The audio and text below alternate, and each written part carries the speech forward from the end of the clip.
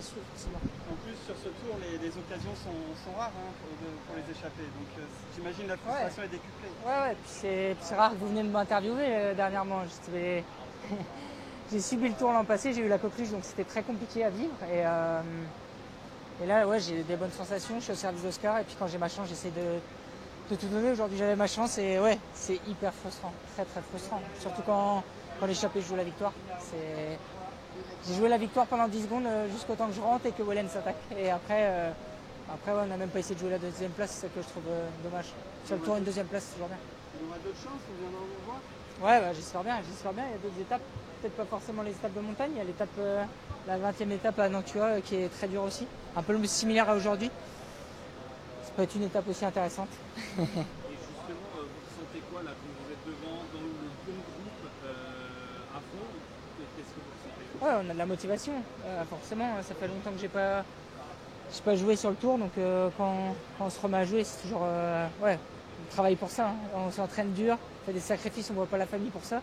Donc les jours où on peut jouer, forcément on apprécie ça. Vous avez passé dans la descente, vous étiez peut-être le plus motivé du groupe, vous avez penché avec de la détermination.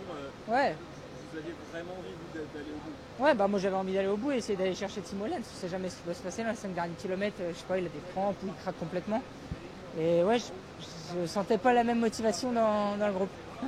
Warren, désolé, on prend le train en marche. Racontez-nous un peu comment c'était pour vous. C'était déjà un départ sur les chapeaux de roue, comment on s'y attendait. Vous étiez dedans. Vous saviez ce matin que vous étiez dans une bonne journée?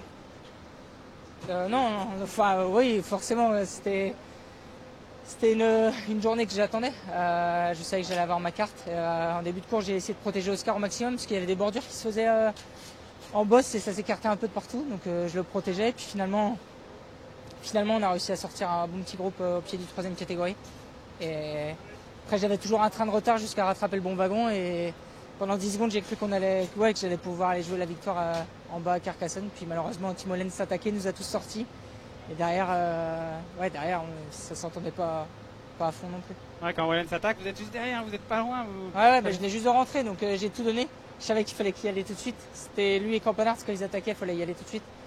Et j'aurais cru que Campenard allait essayer de rouler pour rentrer sur lui, mais finalement, il l'a pas fait. Ça fait du bien. Non, justement, j'ai été. Je pense que je vais aller le voir.